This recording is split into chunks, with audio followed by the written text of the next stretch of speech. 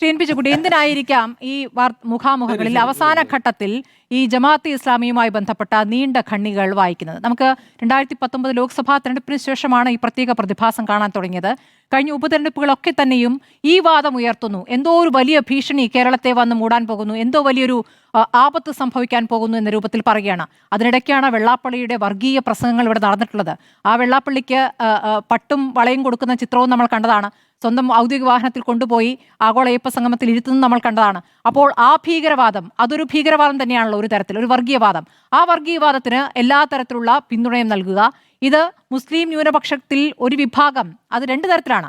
കഴിഞ്ഞ ആദ്യത്തെ മുഖാമുഖത്തിൽ പറയുന്നുണ്ട്, മുസ്ലിം ന്യൂനപക്ഷത്തിൽ ജമാഅത്തെ ഇസ്ലാമി തുലോം ചെറിയ വിഭാഗമാണ്, അപ്പോൾ ബാക്കിയുള്ളവർക്ക് ഒട്ടും യോജിപ്പില്ലാത്തൊരു വിഭാഗമാണ്. അപ്പോൾ അതുകൊണ്ട് ജമാഅത്തെ ഇസ്ലാമിയുടെ പിന്തുണ സ്വീകരിക്കുന്നവരെ മറ്റ് മുസ്ലിം ന്യൂനപക്ഷവും പിന്തള്ളുമെന്ന്. അപ്പോൾ രണ്ട് തരത്തിൽ അത് പ്രവർത്തിപ്പിക്കാനുള്ള ശ്രമം നടക്കുന്നു. അത് എത്രത്തോളം വിജയിക്കും ശ്രീ എൻ പി ചുക്കുട്ടി? അല്ല, അത് യഥാർത്ഥത്തിൽ പിണറായി വിജയൻ എന്ന് പറയുന്ന രാഷ്ട്രീയ നേതാവിൻ്റെ സമീപനങ്ങളിൽ ഉണ്ടായിക്കൊണ്ടിരിക്കുന്ന മാറ്റത്തെ കേരളീയ സമൂഹത്തിനുള്ളിൽ എക്സ്പോസ് ചെയ്യും. കാരണം അദ്ദേഹത്തിൻ്റെ പൊതുവിലുള്ള ദീർഘകാലത്തെ രാഷ്ട്രീയ പാരമ്പര്യം നോക്കിക്കഴിഞ്ഞാൽ വളരെ കൃത്യമായിട്ടുള്ള ഒരു മതേതര പാരമ്പര്യം അദ്ദേഹം പുലർത്തിയിരുന്ന ഒരാളാണ്.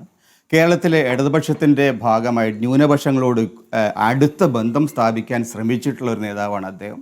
ആ തരത്തിലുള്ളൊരു പാരമ്പര്യമുള്ള ആൾ ഇപ്പോൾ വളരെ വ്യത്യസ്തമായിട്ട് തീവ്ര വലതുപക്ഷ രാഷ്ട്രീയത്തിൻ്റെ ഒരു വക്താവോ അതിൻ്റെ പ്രധാനപ്പെട്ട പ്രചാരകനോ ആയിട്ട് മാറുന്ന വളരെ അത്ഭുതകരമായിട്ടുള്ള ഒരു പ്രതിഭാസമാണ് ഇന്ന് കേരളത്തിൽ സംഭവിച്ചുകൊണ്ടിരിക്കുന്നത്. ഇത് പിണറായി വിജയൻ താൽക്കാലികമായ നേട്ടങ്ങൾ കൊണ്ട് അദ്ദേഹം എന്തെങ്കിലും നേട്ടം കിട്ടും എന്നാണ് അദ്ദേഹത്തിൻ്റെ പ്രതീക്ഷയെങ്കിൽ അതിനു വേണ്ടിയിട്ടാണ് തൻ്റെ ദീർഘകാല രാഷ്ട്രീയ പാരമ്പര്യങ്ങളെ അദ്ദേഹം തന്നെ ഇല്ലായ്മ ചെയ്യുന്നതെങ്കിൽ ഒരു കാര്യം ഞാൻ പറയാം, കേരളത്തിലെ ഇന്നത്തെ രാഷ്ട്രീയ സാഹചര്യത്തിൽ ഈ ജമാഅത്തെ ഇസ്ലാമിയെ വെച്ചുകൊണ്ടുള്ള ഹിന്ദു ഏകീകരണം അല്ലെങ്കിൽ ഭൂരിപക്ഷ സമുദായ വോട്ടുകൾ പിടിക്കാനുള്ള ശ്രമം വിജയിക്കാൻ പോകില്ല. കാരണം ഹിന്ദു സമുദായത്തിനകത്ത് അല്ലെങ്കിൽ ഭൂരിപക്ഷ സമുദായത്തിനകത്ത് പിണറായി വിജയനേക്കാൾ കൃത്യമായ രാഷ്ട്രീയ ബോധ്യമുള്ള രാഷ്ട്രീയമായ പരിചയമുള്ള ധാരാളം ആളുകളുണ്ട്. അതുകൊണ്ട് ഒരു മുസ്ലിം വിരുദ്ധതയുടെ രാഷ്ട്രീയം, ഇസ്ലാമോഫോബിയയുടെ രാഷ്ട്രീയം പ്രയോഗിച്ചുകൊണ്ട് കേരളത്തിലെ സമൂഹത്തെ വിഭജിക്കാനുള്ള നീക്കം അത് മുഖ്യമന്ത്രിയുടെ പദവിയിലിരുന്ന ഒരാൾ നടത്തുകയാണെങ്കിൽ അതിനേക്കാൾ നിന്ദ്യമായ ഒരു കാര്യം നമ്മുടെ സമൂഹത്തെ ആർക്കും ചെയ്യാനില്ല. രണ്ടാമത്തെ ഒരു കാര്യം, ഇത് വിജയകരമായിട്ടുള്ളൊരു അജണ്ടയായിട്ട് കൊണ്ടുവരാൻ അദ്ദേഹം ശ്രമിക്കുമ്പോൾ 2019 മുമ്പുണ്ടായിരുന്ന അദ്ദേഹത്തിൻ്റെ രാഷ്ട്രീയ നിലപാടുകൾ എന്തായിരുന്നു?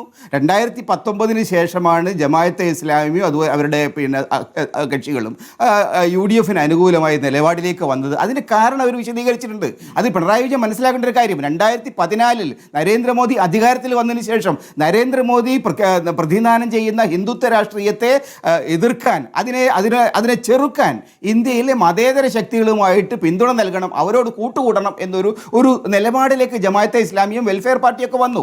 അതിൻ്റെ ഒരു രാഷ്ട്രീയ പശ്ചാത്തലത്തിലാണ് അവർ UPAക്ക് അനുകൂലമായ നിലപാടെടുക്കുന്നത്. കേരളത്തിൽ UDF അനുകൂലമായ നിലപാട്. കാരണം UDF ആണ് കേരളത്തിലെങ്കിലും CPM-നേക്കാൾ കൂടുതൽ സുതാര്യതയുള്ള വ്യക്തതയുള്ള ഒരു രാഷ്ട്രീയ നിലപാട് എടുക്കുന്നത് സംഘപരിവാരത്തിനെതിരായിട്ട്, ഹിന്ദുത്വ രാഷ്ട്രീയത്തിനെതിരായിട്ട് എന്നവർക്ക് ബോധ്യമുണ്ട്. അതുകൊണ്ടാണ് 2019 മുതൽ ആ നിലപാട് അവരെടുക്കുന്നത്. അത് പിണറായി വിജയൻ എന്ത് ചെയ്യണം? പിണറായി വിജയൻ ശക്തമായ സ്വന്തം മതേതര നിലപാടുകൾ ഉയർത്തിപ്പിടിച്ചിരുന്നത് മുമ്പ് കിട്ടിയ അതേ തരത്തിലുള്ള പിന്തുണയും വോട്ടും അവർക്ക് കിട്ടുമായിരുന്നല്ലോ. അദ്ദേഹം കളഞ്ഞു കുളിച്ചു, ഹിന്ദുത്വ വോട്ടുകൾ നേടാൻ ശ്രമിക്കുന്നു. എന്നാൽ ഒരു കാര്യം പറയാം, വെള്ളാപ്പള്ളി നടേശനെ മുന്നിൽ നിർത്തിയതുകൊണ്ട് ഈ ഭൂരിപക്ഷ സമുദായ വോട്ടുകൾ ഏകീകരിക്കാനുള്ള ശ്രമം കേരളത്തിൽ വിജയിക്കാൻ പോലുള്ള അത്രയേറെ പരിഹാസ്യരായിട്ടുള്ള കഥാപാത്രങ്ങളെ വെച്ചുകൊണ്ടാണ് അദ്ദേഹം രാഷ്ട്രീയം കളിക്കുന്നത്. ദീർഘമായ അടിസ്ഥാനത്തിൽ ഇടതുപക്ഷ പ്രസ്ഥാനത്തിന് തന്നെ ആപത്താവുന്ന ഹിന്ദുത്വ രാഷ്ട്രീയത്തിന് വലിയ വലിയ വലിയ വലിയ ഒരു ഉത്സാഹം നൽകുന്ന ഒരു രാഷ്ട്രീയ സമീപനമാണ് ഇന്നിപ്പോൾ പിണറായി വിജയൻ സ്വീകരിക്കുന്നത്. അത് വളരെ ഖേദകരമായിട്ടുള്ള ഒരു സംഗതിയാണ്. ജമാഅത്തെ ഇസ്ലാമിയുടെ വേദിയിൽ MV ഗോവിന്ദൻ പ്രസംഗിച്ച അടക്കമുള്ള ചിത്രങ്ങൾ ഇങ്ങോട്ട് പുറത്തു വരുന്നുണ്ട്. ആ തരത്തിൽ സഹകരണം ഉണ്ടായിട്ടുണ്ട്. പല ഘട്ടങ്ങളിലും അങ്ങോട്ടും ഇങ്ങോട്ടും കൂടിക്കാഴ്ചകൾക്കായി പോയിട്ടുണ്ട്.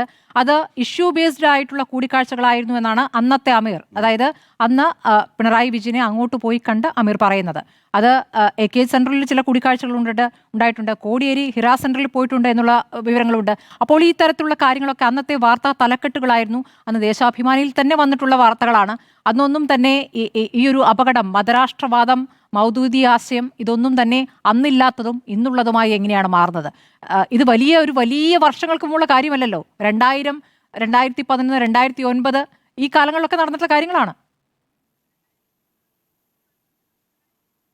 അല്ല, ഇതൊക്കെ വിശദീകരിക്കേണ്ടത് അവരാണ്. യഥാർത്ഥത്തിൽ ജമാഅത്തെ ഇസ്ലാമിയുടെ മതരാഷ്ട്രവാദം എന്ന് മുതലാണ് ഇതൊക്കെ ഇവർക്ക് ബോധ്യപ്പെട്ടത്. ജമാഅത്തെ ഇസ്ലാമി മതരാഷ്ട്രവാദത്തിൻ്റെ മൗലാന മൗദൂദിയുടെ ആശയങ്ങളാണ് ഈ പറയുന്ന മതരാഷ്ട്രവാദം എന്നുകൊണ്ട് അവർ ഉദ്ദേശിക്കുന്നത്. പക്ഷേ അതിനുശേഷം 75-77 അടിയന്തരാവസ്ഥയുടെ അനുഭവത്തിന് ശേഷം പിന്നീട് 1999 വാജ്പേയി സർക്കാർ വന്നതിന് ശേഷം ഉണ്ടായിരിക്കുന്ന ഒരു രാഷ്ട്രീയ പരിസരം ഇന്ത്യയും ഇസ്രായേലും തമ്മിൽ വളരെ അടുത്ത ബന്ധങ്ങൾ സ്ഥാപിക്കാൻ തുടങ്ങിയത് ഈ 99 കാലത്താണ്. അപ്പോൾ അതിനുശേഷം വളരെ വ്യാപകമായിട്ട് ഒരു വലതുപക്ഷവൽക്കരണം ഇന്ത്യൻ അഡ്മിനിസ്ട്രേഷനിൽ വന്നിട്ടുണ്ട്, ഇന്ത്യൻ സൊസൈറ്റിയിൽ വന്നിട്ടുണ്ട്, ഇന്ത്യയുടെ വിദ്യാഭ്യാസ രംഗത്ത് വന്നിട്ടുണ്ട്. ഇപ്പോൾ ഉള്ള PM ശ്രീയായിട്ട് ബന്ധപ്പെട്ട വിഷയങ്ങൾ അതാണ്. പണമല്ല പ്രശ്നം. PM ശ്രീ ഉന്നയിക്കുന്ന ഒരു വിദ്യാഭ്യാസ നിലപാടുണ്ട്. ആ നിലപാട് ഇന്ത്യയിലെ ന്യൂനപക്ഷങ്ങളെ സംബന്ധിച്ചുള്ള അവരുടെ നിലനിൽപ്പിനെ ബാധിക്കുന്നതാണ്. ഇത്തരം കാര്യങ്ങളിലുള്ള ഒരു ദീർഘമായിട്ടുള്ള നിലപാടിൻ്റെ അടിസ്ഥാനത്തിലാണ് ജമാഅത്തെ ഇസ്ലാമിയും വെൽഫെയർ പാർട്ടിയൊക്കെ നിലപാടെടുക്കുന്നത്. ആ നിലപാടുകൾ തത്വാധിഷ്ഠിതമായൊരു നിലപാടാണ്. ഇടതുപക്ഷം നേരത്തെ എടുത്തിരുന്ന നിലപാടുകളോട് അതുകൊണ്ടാണ് അവർ യോജിച്ചിരുന്നത്. യഥാർത്ഥ 2019 മുമ്പ് ഇവർ തമ്മിൽ ബന്ധമുണ്ട്, അങ്ങോട്ട് പോയിട്ടുണ്ട്, ഇങ്ങോട്ട് പോയിട്ടുണ്ട്, കണ്ടിട്ടുണ്ട്, സംസാരിച്ചിട്ടുണ്ട്, വോട്ട് ചോദിച്ചിട്ടുണ്ട്, വോട്ട് കൊടുത്തിട്ടുണ്ട്. ഇതൊന്നും ഒരു അത്ഭുതമേ അല്ല. ഞാൻ 10-30 കൊല്ലമായിട്ട് മലബാറിൽ പത്രപ്രവർത്തനം നടത്തിയിട്ടുള്ള ആളാണ്. ഈ ബന്ധങ്ങളൊക്കെ എനിക്ക് വളരെ നന്നായിട്ട് അറിയാം, ഞാൻ റിപ്പോർട്ട് ചെയ്തിട്ടുള്ളതാണ്. പക്ഷേ അതിനേക്കാൾ അപ്പുറം യഥാർത്ഥത്തിൽ ഇന്നത്തെ പ്രശ്നം എന്ന് പറയുന്നത് ജമാഅത്തെ ഇസ്ലാമി എന്ന് പറയുന്ന ഒരു ഓലപ്പാമ്പിനെ മുന്നോട്ട് വെച്ചുകൊണ്ട് ജമാഅത്തെ ഇസ്ലാമിയെ ഒരു വലിയൊരു ഭീകര സത്വമായിട്ട് ചിത്രീകരിച്ചുകൊണ്ട് യഥാർത്ഥത്തിലുള്ള ഇന്ത്യയിലെ ഏറ്റവും ഭീകരവാദ പ്രവർത്തനങ്ങൾ നടത്തുന്ന ആളുകളെ എന്താ പറയുക പുതപ്പിച്ച് കിടത്താൻ, അവരെ കുളിപ്പിച്ച് കിടത്താൻ, അവരെ നന്നാക്കിയെടുക്കാനുള്ള ഒരു ശ്രമം പിണറായി നടത്തുന്നുണ്ട്. അതൊരിക്കലും ഗുണം ചെയ്യില്ല. കാരണം സംഘപരിവാരത്തിൻ്റെ രാഷ്ട്രീയം ഇന്ത്യയെ സംബന്ധിച്ചിടത്തോളം വളരെ ആപൽക്കലമായ ഒരു രാഷ്ട്രീയ അജണ്ടയാണ്. ആ അജണ്ടയെ ശക്തിയുക്തം ചെറുക്കുന്നതിന് പകരം അതിനെ കെട്ടിപ്പുലുകുന്ന ഈ സമീപനം പിണറായി ഉപേക്ഷിക്കുക എന്നുള്ളതാണ് യഥാർത്ഥത്തിൽ അദ്ദേഹം ചെയ്യേണ്ടത്. ശരി, എല്ലാ തവണയും ഞങ്ങൾക്കെതിരെ ഇത്രത്തോളം പറയാൻ മാത്രം വലിപ്പം ഞങ്ങൾക്കുണ്ടോ എന്ന് പോലും ജമാഅത്തെ അമീർ ചോദിക്കുന്ന ഒരു സാഹചര്യം കൂടിയുണ്ട്. നമുക്ക് തിരിച്ചെത്താം.